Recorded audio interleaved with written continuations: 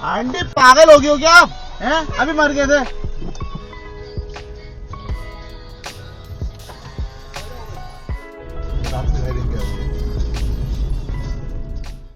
नमस्कार फ्रेंड्स, आप सभी दोस्तों का सुमित जोशी ट्रैवल्स में एक बार फिर से स्वागत है। तो मैंने जैसा कि अपने पिछले व्लॉग में बताया था कि ये हमारी बद्री केदार यात्रा का आखिरी व्लॉग रहेगा और इस व्लॉग में हम लोग बस अब सोनप्रयाग से आगे के लिए निकल रहे हैं। वैसे हमारा मेन प्लान जो था वो चौखुटिया जाने का था, पर बारिश वगैरह और क्योंकि हमको निकलने में जाम की वजह से काफ़ी देर हो गई थी, तो हमने फिर अपनी रहने की जो बुकिंग्स थी उसको गैरसैंण में करवा लिया था। तो आगे आपको दिखाता हूँ कि किस तरह का हमारा ये सफ़र रहा। वैसे आप लोगों को थंबनेल देख के पता चल ही गया होगा कि ये व्लॉग किस चीज़ के ऊपर मैंने बना रखा है, और इस सफ़र में जो जो चीज़ें हमारे साथ हुई वो सब मैंने इस व्लॉग में दिखा रखी है। तो आप लोग लास्ट तक बने रहे और व्लॉग को पूरा देखें। आप लोग देख सकते हैं कि बारिश की वजह से रास्ते में बहुत ही ज़्यादा कीचड़ हो गया है, जिसकी वजह से यहाँ पर को लगातार जाम की प्रॉब्लम होते रह रही थी, क्योंकि ये बहुत ज़्यादा लैंडस्लाइड प्रोन एरिया है और यहाँ पर को कभी भी रोड वगैरह बंद हो जाती है, तो जिसकी वजह से यहाँ पर को सारी गाड़ियाँ बहुत आराम से चल रही थी। रास्ते में हमको एक बहुत ही गजब की चीज़ देखने को मिली। ये जो टेम्पो ट्रैवलर आगे जा रहा है, इसमें एक बाबा जी बैठे हुए थे पीछे। तो ये बार बार देखिए आप किस तरीके से एक डंडा लगा के पीछे का जो दरवाज़ा होता है उसको खोल दे रहे थे, और ये मतलब बहुत ही ज़्यादा रिस्की काम है। मैं दिखाऊंगा आपको कि मैं ऐसा क्यों कह रहा हूँ आगे। आप लोग देख सकते हैं कि ये गाड़ी यहाँ पर को फिर से रुकी है और फिर से बाबा जी ने इसका जो दरवाज़ा है उसको खोलने के लिए पूरा जोर लगा रहे हैं। और अब देखिएगा आप यहाँ पर को क्या जो मैं बता रहा हूँ, ये देखिए, ये अचानक से जो गाड़ी अपना पिकअप लेती है उसकी वजह से कभी कभी ऐसा भी हो सकता है कि जो इसमें बैठा हुआ है वो अचानक से बाहर आ जाए। और आप लोगों को शायद वीडियो में इतना दिख ना रहा हो, पर बाबा जी लगभग बाहर ही आ गए थे और इनकी आत्मा का परमात्मा से मिलन यहीं पर को हो जाता। ये बहुत ज़्यादा रिस्की काम है, तो इस तरह के काम इन रास्तों में ना ही करें तो अच्छा रहेगा। मैंने अपने पुराने व्लॉग्स में भी ये कहा है और मैं लोगों से बार बार यही कहता हूँ कि गाड़ी में हमेशा एक डैश कैम होना चाहिए जो कि हर चीज़ को रिकॉर्ड करे जो आपके साथ घट रही है। और जो अनहोनी घटना हमारे साथ हुई वो भी इस डैश कैम ने पूरी तरीके से कैप्चर करा, और जिसकी वजह से हम इस सिचुएशन से आसानी से निकल पाए। ये पता नहीं क्यों आंटी पागल हो गई हो क्या आप? हैं? अभी मर गए थे।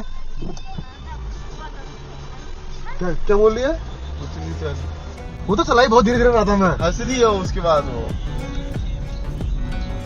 अंदर की तरह आगे आई, वो तो मरने के लिए नहीं आता है। तो लगता क्या था कि उसको लगेगी तो नहीं, ठोकर लगेगी, लेकिन ये बहुत धीरे चला रहा था। वो ब्रेक दबा दिया था, रोक दी तो गाड़ी। इसमें कितना स्पीड कर जाती है ना गाड़ी। वही तो स्किड कर रही थी ना, पानी के नीचे करते आगे गई वो। ब्रेक पर दबा दिए थे मैंने, कट टू कट नहीं आ रहा था वो गाड़ी, बस आ रही थी पीछे ना हमारी। ये जो घटना हमारे साथ हुई, थोड़ी देर तक तो हम बस शॉक में आ गए थे कि ये हुआ क्या करके, कुछ समझ नहीं आ रहा था, बिल्कुल ब्लैंक से हो गए थे। और आपस में बस यही डिस्कशन चल रहा था कि यार ये अचानक से कैसे आगे करके। और वो तो अच्छा था कि हम लोग की स्पीड बहुत कम थी और हम लोग थोड़ा कॉन्शियस थे गाड़ी चलाने में, इसलिए एक्सीडेंट से बच गए। और दूसरा ऐसा था कि डैश कैम में हर चीज़ रिकॉर्ड हो रही थी, तो जब हमने जो हमारे आगे कूदी उनको ये चीज़ बताई तो वो फटाक से भाग गई वहाँ से। और यही चीज़ फिर बाद में मेरे को लगी कि ये शायद स्कैम तो नहीं हो रहा है यहाँ पर, कोई इस तरीके से अचानक से गाड़ियों के आगे आ जाओ और फिर एक सीन क्रिएट करो, वो लोगों से पैसा वगैरह निकालो। कुछ समझ नहीं आया कि ये क्या हुआ है करके। और ऐसा हो भी सकता है कि ये इंटेंशनली ना करा हो, एक एक्सीडेंट हो, पर फिर भी मतलब जो भी चीज़ थी ये बहुत ख़तरनाक थी। मतलब बहुत देर तक तो हम लोग शॉक में ही थे, कुछ समझ ही नहीं पा रहे थे कि क्या हुआ हमारे साथ ये करके। तो मैं तो सभी लोगों से यही कहना चाहूँगा कि आप लोग भी अपनी गाड़ी में डैश कैम ज़रूर से इंस्टॉल करें, ये बहुत ज़्यादा हेल्पफुल रहता है। इवन ये व्लॉगिंग के लिए भी मेरे को बहुत ज़्यादा हेल्प कर रहा है और गाड़ी चलाने में कोई परेशानी नहीं हो रही है, क्योंकि कितने बार ऐसा होता है कि कोई चीज़ हमें शूट करनी होती है और फिर हम रिस्क लेके कैमरा वगैरह पकड़ के उसकी शूटिंग करते हैं। यहाँ पर को बस आपको डैश कैम को इंस्टॉल कर देना है, वो सारी फुटेजेस अपने आप ही ले लेता है। तो मैं तो सभी लोगों को कहूँगा कि वो लोग अपनी गाड़ी में एक डैश कैम को ज़रूर से ही इंस्टॉल करें। बहुत ज़्यादा एक्सपेंसिव भी नहीं होता है, सिर्फ 3-4 हज़ार रुपये के अंदर ही आ जाता है। जो डैश कैम मैंने लिया हुआ है, मैं उसका आप लोगों को लिंक भी प्रोवाइड कर दूंगा डिस्क्रिप्शन में, आप लोग देख सकते हैं। रेटिंग वगैरह अच्छी है इसकी, हीरो कंपनी की तरफ से है ये, क्यूबो ब्रांडिंग के अंदर आता है ये। हम लोगों ने अपना सफ़र सोनप्रयाग से लगभग 4 बजे के आसपास स्टार्ट करा था और सोनप्रयाग से लगभग 50 किलोमीटर दूर ये कुंड करके जगह पड़ती है, वहाँ पहुँचने में हमको लगभग 9 बज गए थे। बहुत ही ज़्यादा जाम था, तो अगर कोई आ रहा है तो इस बात को ध्यान रखिए कि यहाँ पे जाम बहुत ज़्यादा लग रहा है। और डिनर वगैरह के लिए रास्ते में बहुत सारे रेस्टोरेंट, होटल्स वगैरह है। हम लोग यहाँ पर कोई एक ओमकार किचन करके होटल और रेस्टोरेंट है, यहाँ पर को रुके। इन लोगों का खाना हमको काफ़ी ज़्यादा अच्छा लगा। आप लोग भी यहाँ पर को रुक सकते हैं, थोड़ा कॉस्टली है पर वर्थ था यहाँ पर को ये। और यहाँ पर को रुकने के लिए रास्ते में बहुत सारे होटल और लॉज वगैरह हैं, तो ऐसी कोई प्रॉब्लम नहीं रहती है। अगर आप चाहें तो यहाँ पर को रुक सकते हैं। यहाँ पर को टैरिफ भी बहुत नॉमिनल होता है, आपको 500 से ले के 1500 रुपये तक रूम मिल जाते हैं यहाँ पर को आसानी से।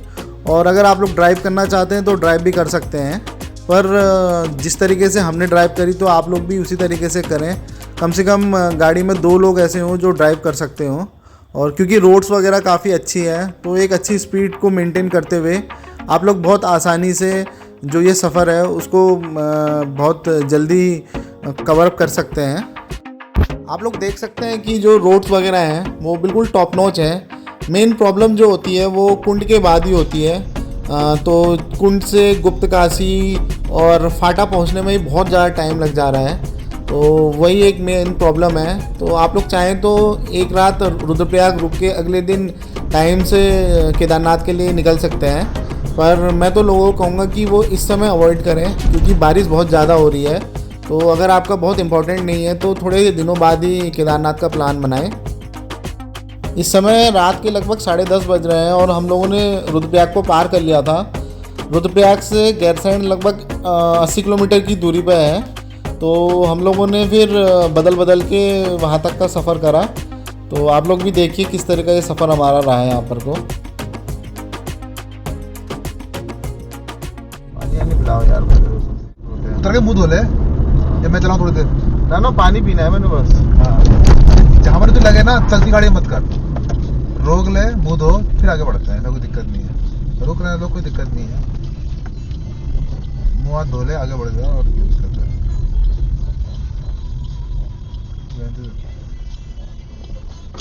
रिस्की राइडिंग नहीं करनी है।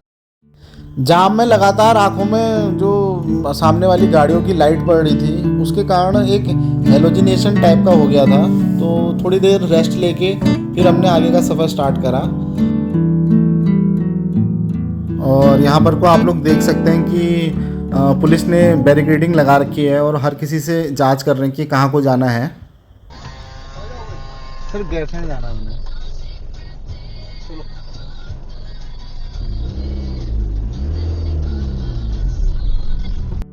तो आप लोग देख सकते हैं कि यहाँ पर को पुलिस इतने रात को भी लगभग 11 बजे के बाद का ये समय है और पूरी मुस्तैदी से यहाँ पर को अपना काम कर रही है और हर किसी को गाइड कर रही है कि उन्होंने आगे जाना चाहिए या नहीं जाना चाहिए। क्योंकि अगर कोई इस समय बद्रीनाथ या केदारनाथ को जा रहा है तो वो बिल्कुल भी सेफ़ नहीं है, इसलिए उन लोगों को यहीं पर को रुकने के लिए वो लोग जो एडवाइस है वो देते हैं। तो इस समय हम लोग ये 11:30 बजे के आसपास कर्णप्रयाग में एंट्री हमने ले ली है। तो अब आप लोग भी आगे का सफ़र देखिए किस तरह का रहा हमारा।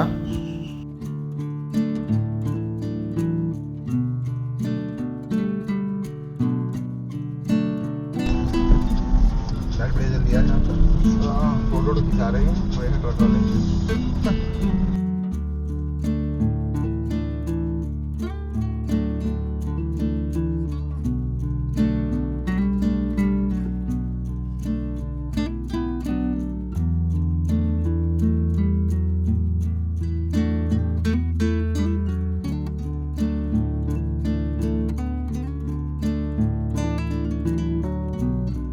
आप लोग देख सकते हैं कि कर्णप्रयाग में कितनी बढ़िया लाइटिंग कर रखी है ये ब्रिजेस के ऊपर। यहाँ पर को राइड करने में बहुत ही ज़्यादा मज़ा आ रहा था। बहुत ही ज़्यादा खूबसूरत बना रखा है इन लोगों ने यहाँ पर को ये। तो वो वाली रोड यहाँ पर आती है अंदर से। मुझे बहुत सारा याद हो गए। मुझे ना वहाँ से आए थे ना बीच से वो यार 7 किलोमीटर आगे थे ना। 11:30 हो रहा है। 11:30 हो रहा है।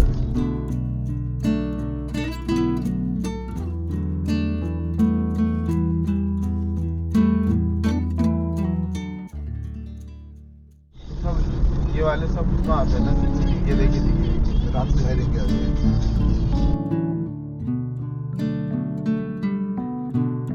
तो जैसा कि आप लोगों ने देखा कि यहाँ पर को अचानक से रास्ते में एक हिरन आ गया था। तो मैं जो भी दोस्त लोग रात को ड्राइविंग करना पसंद करते हैं तो उन लोगों को ये एडवाइस दूंगा कि पहाड़ों में वो अकेले ड्राइविंग ना करें, क्योंकि यहाँ पर कुछ जंगली जानवर और गाड़ियाँ बहुत कम होती हैं। तो अगर फंस गए तो चांसेस होते हैं कि फंसे ही रह जाएंगे। इसलिए हमेशा रात में एक आध लोगों के साथ ही ट्रैवल करें जो लोग ड्राइविंग कर सकते हो।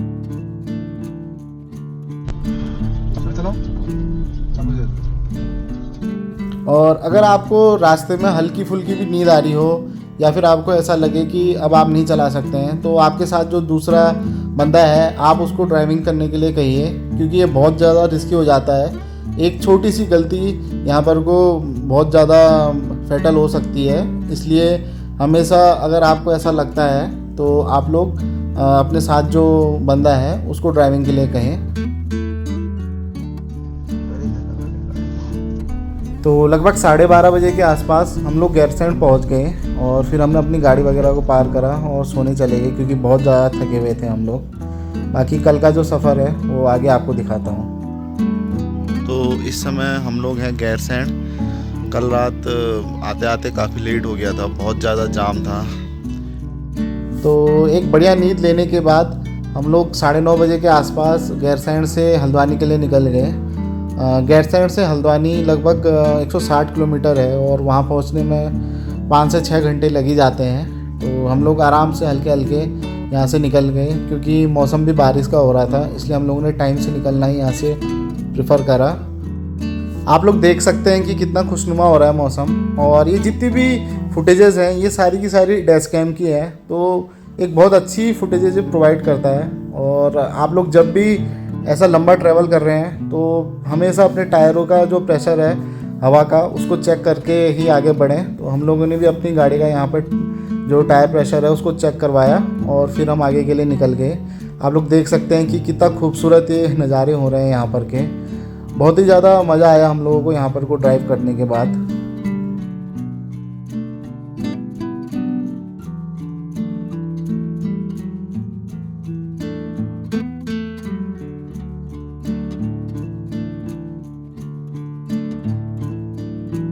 पहाड़ों में आप लोगों को अपनी जो गाड़ी का फ्यूल वगैरह है उसको भी चेक करते हुए चलते रहना चाहिए, क्योंकि यहाँ पर को पेट्रोल पंप लिमिटेड होते हैं। तो कोशिश करें कि पेट्रोल पंप में थोड़ा थोड़ा पेट्रोल भराते हुए ही आगे के लिए बढ़ें, ताकि कहीं पर कोई ऐसी परेशानी ना हो कि आप लोग अचानक से फंस जाएं।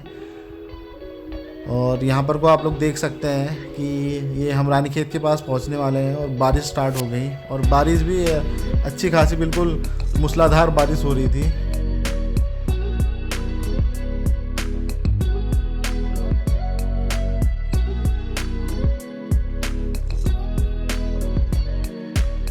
तो रानीखेत से निकलने के बाद हमने लंच करने का फ़ैसला लिया और यहाँ पर को एक बहुत ही ब्यूटीफुल सी लोकेशन पे हमने अपनी गाड़ी लगाई और फिर यहाँ पर वो लंच किया। तो दोस्तों अब ये सीरीज़ को यहीं पे एंड करते हैं। अब हम बस रानीखेत से आगे पहुँच ही चुके हैं और ये एक करंत स्वीट्स एंड रेस्टोरेंट करके जगह है, यहाँ पर को हम खाना वगैरह खा रहे हैं और इसके बाद बस थोड़ा सा ही बचता है हमारा हल्द्वानी यहाँ से। आप देखिए कितना खूबसूरत मौसम हो गया है, फिर से लगातार रास्ते में बारिश और ऐसा ही मौसम चलते रहा है। तो आप लोग बताइएगा कि आपको ये जो सीरीज़ रही कैसी लगी, और इस तरह की वीडियोस आगे भी मैं लाने की कोशिश करता रहूँगा। तो आप लोग तब तक चैनल को लाइक शेयर और सब्सक्राइब ज़रूर करें और अच्छे अच्छे कमेंट्स ज़रूर से करना। तब तक के लिए बाय, मिलते हैं अब अगले व्लॉग में।